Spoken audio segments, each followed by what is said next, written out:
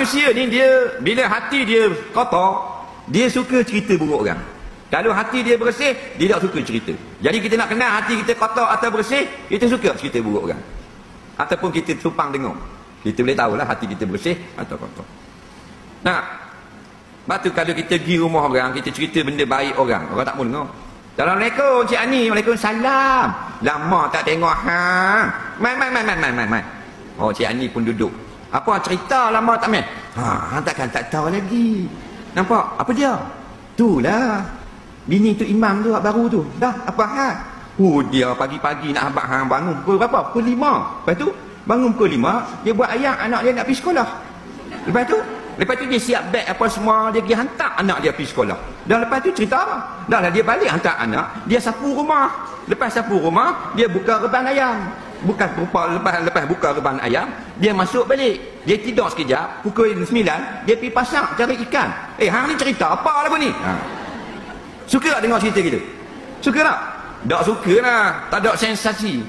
Nampak? Sebab tu cerita baik hal orang, kita tak suka dengar. Pasal hati kita macam air lokang. Betul tak? Hati kita kotor. Kita nak cerita hal buruk orang. Nampak? Assalamualaikum Cik Ani. Waalaikumsalam. Lama tak tengok Lijah. Makin kembang aku tengok hang ni. Apa cerita? Hang tak tahu lagi. Apa? Tu imam surau kita. Apa? Kahwin dengan janda. Tu dia. Hang tahu mana? Tahu lah. Tangkap basah. Duduk. Nanti aku buat air kopi. Cerita hal buruk orang, siap buat air kopi. Betul tak? Seronok. Kita ni masyarakat yang jahat. Batu orang kahwin, mesti kita kata. Laki dia putih, bini dia hitam. Oh, hitam. Nampak? Macam tak ada orang lain buat bini. Aku tengok macam minyak tak. Nampak? Dosa saja. Apa kata Alhamdulillah jodoh dia.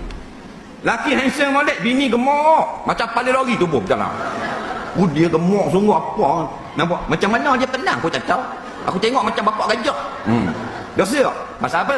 Dalamang fi qulubihim maradun. Hati kotor, hati berpenyakit. Kita lah tu. Bini tua pula laki muda. Ada tu main bomo. Nampak? Budak dah. Patut kata Alhamdulillah. Tengok, siapa suka walaupun perempuan yang umur 50 dah, Allah jodohkan dengan laki-laki umur 24 tahun. Alhamdulillah. Ada tak kata gitu? Tak ada. Pasal hati kita kotor, jiwa kita kotor. Faham? Jadi bersihkan balik.